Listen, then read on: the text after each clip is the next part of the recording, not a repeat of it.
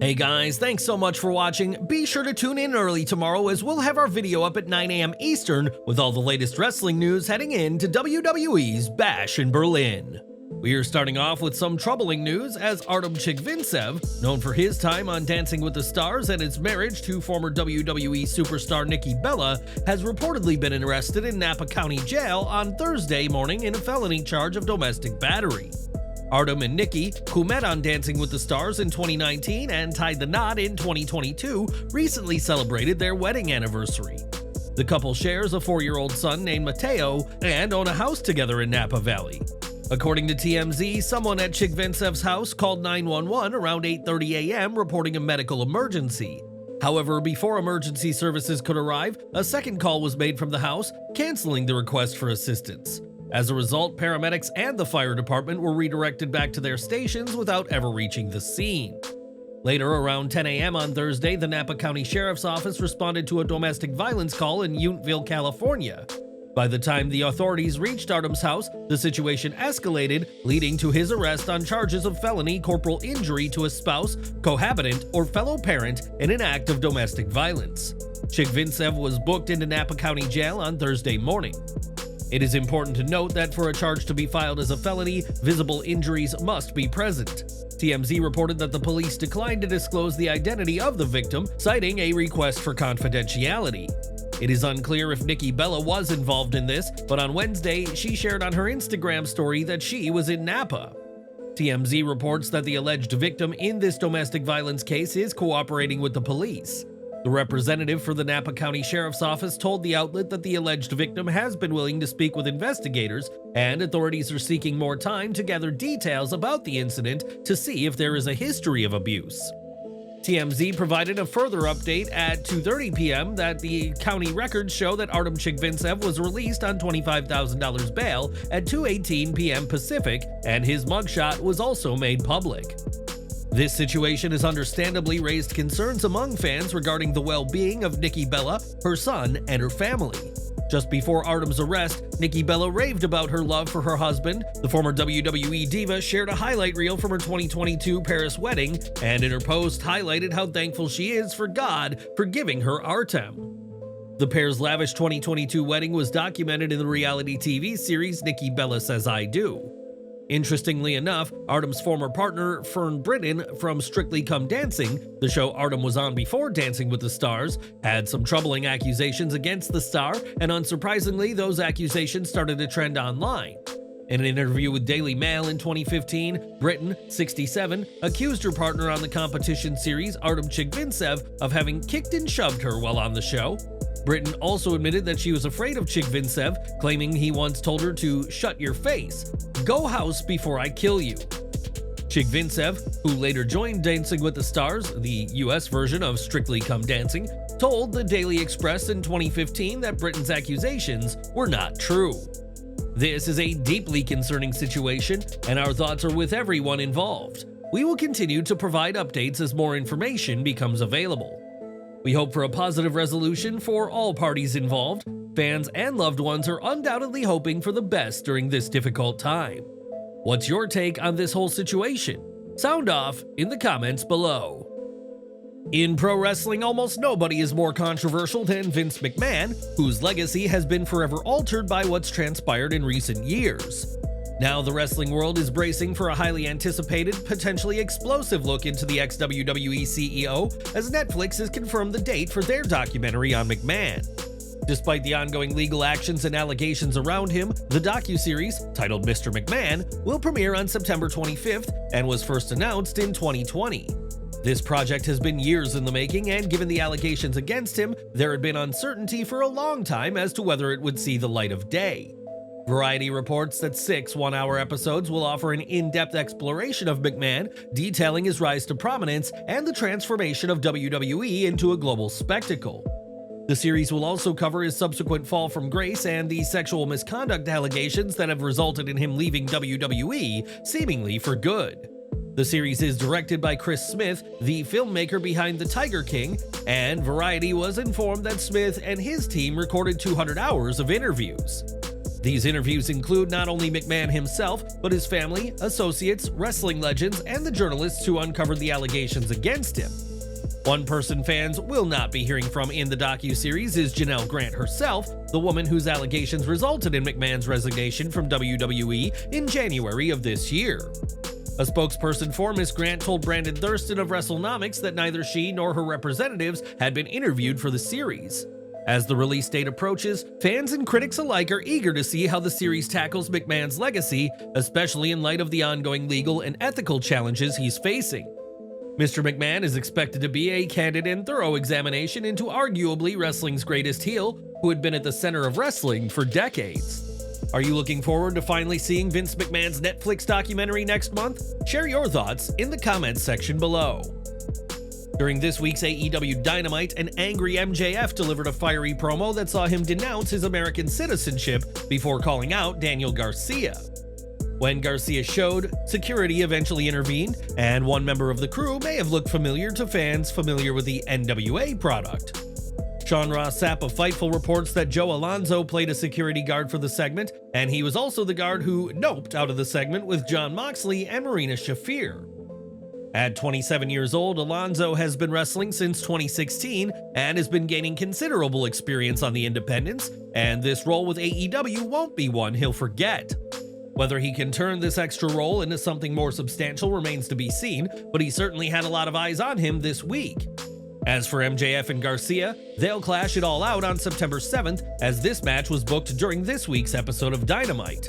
It'll be interesting to see if Tony Khan adds a stipulation to the bout, and after Garcia's return at All In London, he and MJF already have plenty of reasons to go to war. What's your take on AEW using Joe Alonzo in this capacity he was in at Dynamite? Do you think he'll return to AEW? Share your thoughts in the comments section. Now, pro wrestling is known for its unpredictability, and fans got a first-hand experience of that during this week's AEW Dynamite. During a dark match between Colt Cabana and Satnam Singh, a fire alarm blared through the arena, catching everyone off guard who was at the show. Footage of the incident quickly made its way online, showing the audience's mix of confusion and amusement as the alarm continued to sound. Ever the professional wrestler, Cabana played along, humorously asking the crowd who triggered the alarm, but at this time there's no official statement on why it went off. Despite the interruption, the match continued and Singh got the win in a match that showcased the touch of randomness only pro wrestling can deliver. This ironically set the tone for an exciting, unpredictable Dynamite that also saw the return of Jon Moxley to TV, as well as the fallout from the All In London pay-per-view. Incidents like these are rare, but it shows the unpredictable nature of wrestling events, and while it remains to be seen if similar incidents happen in the future, for those in attendance, this was a night they won't soon forget. We've got some sad news to report now, as former WCW wrestler and Lucha Libre legend Villano 5 has passed away at the age of 62 years old. Villano's passing was confirmed in a heartfelt statement by CMLL, who praised Villano as a towering figure in Mexican wrestling, but did not provide a cause of death. During the 1990s, Villano worked in WCW alongside his brother Villano 4, who is now the only surviving Villano brother, and they made a significant impact in the company. Competing on shows like WCW Worldwide and WCW Saturday Night, the brothers played heels who cheated by switching places during matches due to their identical attires. This wasn't just on TV that fans could see Villano 5 and his brother, as they also worked major events including Super Brawl 7 and Clash of the Champions 35. Villano 5 left a legacy in the ring as one of the greatest Lucha Libre stars of his day, and that'll never be forgotten. And our thoughts are with his family and loved ones at this sad time.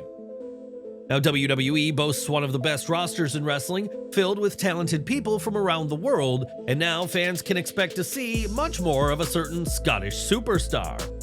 According to Sean Ross Sapp of Fightful Select, Nikki Cross has signed a new 5-year deal with WWE, which should keep her around until the summer of 2029.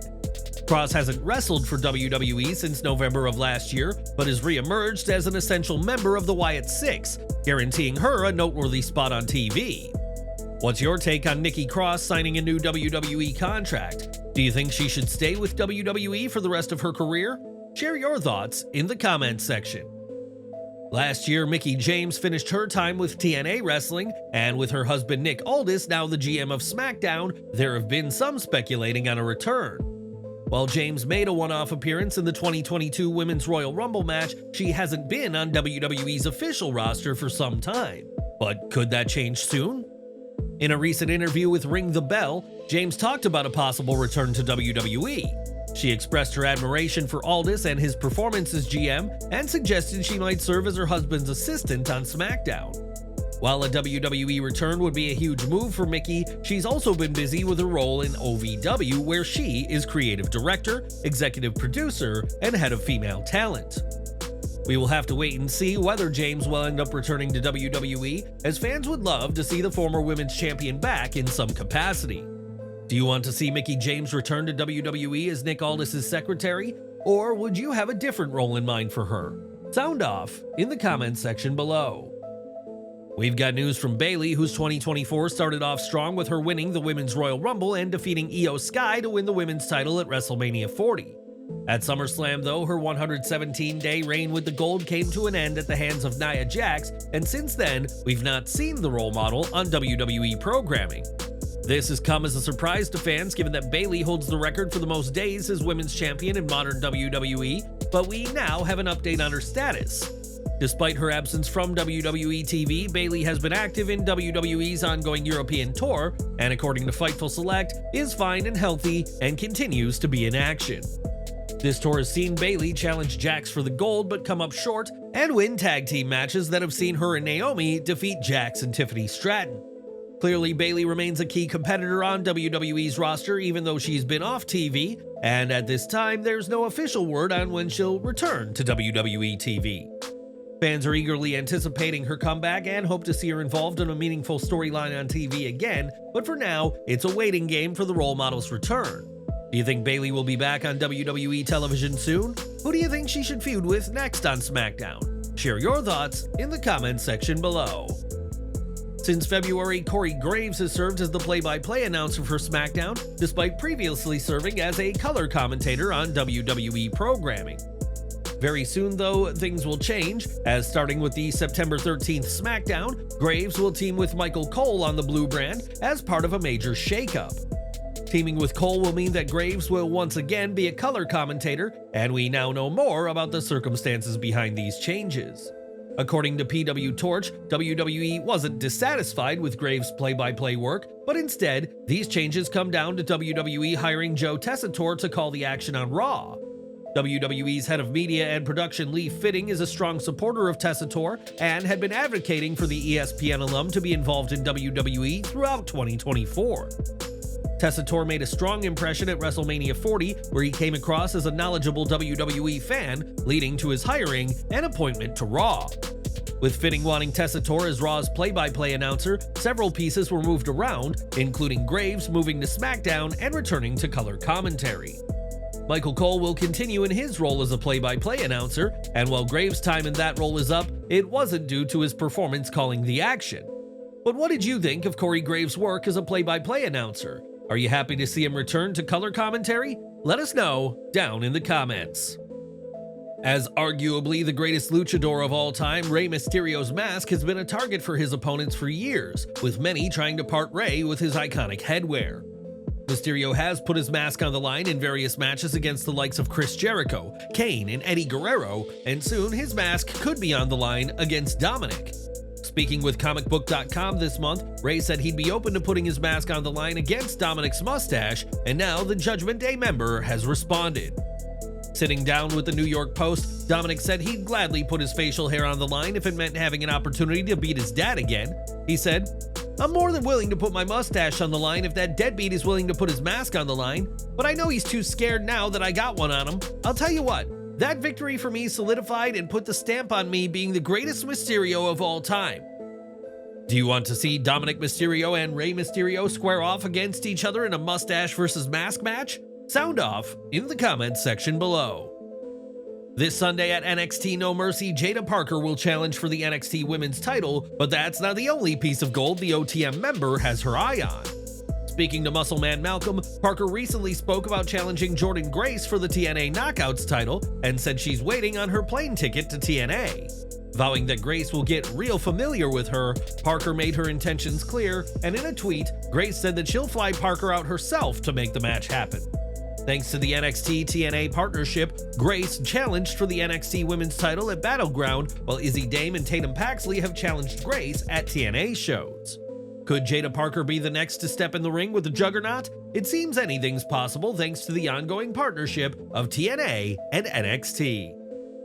Earlier this year, Mick Foley shared that for his 60th birthday, what he wanted more than anything was one final death match, which he'd motivate himself with to lose weight.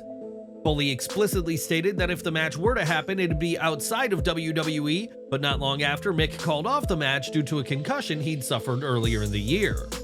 This certainly disappointed fans who wanted to see him wrestle one final time, and what did the hardcore legend have in mind for his final send-off? At Nickel City Comic Con, Foley shared that he'd had a meeting with MJF, who had a well-thought-out plan for the match, including 6 weeks of compelling TV storylines. Foley was impressed by the former AEW World Champion's ideas and was confident that together, the pair could work around Foley's limitations while highlighting his strengths. Mick said he and MJF didn't take any photos together as they wanted to keep their meeting secret, but he was very pleased with MJF's proposal. MJF's skill level and creativity left Foley convinced that he'd have a great final match, but given the concussion, it's understandable why Mick decided not to go ahead with the bout. Foley is feeling much better now, and fans are relieved to see him in good health, but this MJF deathmatch and feud is a missed opportunity fans would have loved to have seen. And we're ending with WWE, who announced NXT Europe in 2022 and cut almost everyone from NXT UK, instantly raising questions about how long it'd be before the new show was launched. After all, why release your UK-based talent when you're going to need them for NXT Europe? And now, 2 years later, fans haven't seen any plans for the new show make it to air. According to the Wrestling Observer newsletter, any signs of NXT Europe are quickly fading away, and sources in WWE have said that the brand will never launch. Some even said that NXT Europe was announced simply because WWE didn't want to admit to shutting down NXT UK, so tried to state that a bigger show was coming.